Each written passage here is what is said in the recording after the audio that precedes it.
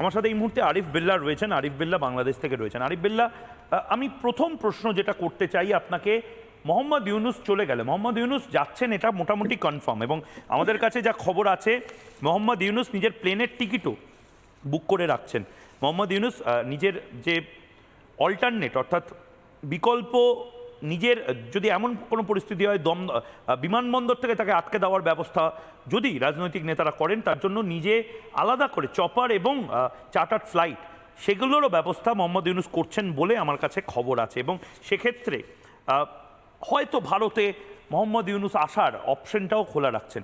আপনার কাছে কি খবর আছে? মোহাম্মদ ইউনুস যদি চলে যায় তাহলে বিকল্প কে? জেনারেল ওয়াকার, জামাতের প্রধান, বিএনপি, না শেখ হাসিনার প্রত্যাবর্তন? দেখুন ময়ূক, আমি আপনাকে স্পষ্ট করে বলি, আপনি যা বলতেছেন সেগুলো ভুল তথ্য। ডক্টর ইউনুস সাহেব যে পদত্যাগের কথা উনি প্রকাশ করেছিলেন, সেই বিষয়টি হলো ওনার স্ত্রী খুবই অসুস্থ এবং উনি ছাড়া কাউকেই ওনার ওয়াইফ চিনেন না। ডক্টর ইউনুস সাহেব নিজেই ওনার স্ত্রীকে গোসল থেকে শুরু করে মুখে খাবার তুলে দেওয়া, ঔষধ দেওয়া, ওনাকে বাংলাদেশে নিয়ে আসছেন না কেন?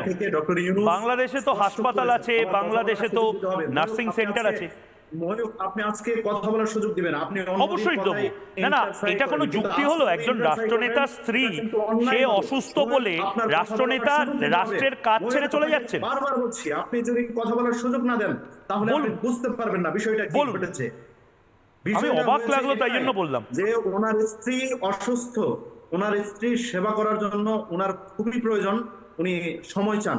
তো আমরা ওনাকে বোঝানোর চেষ্টা করেছি, উনি সন্তুষ্ট হয়েছেন যে ওনার দেশের দায়িত্বভার যেহেতু উনি গ্রহণ করেছেন।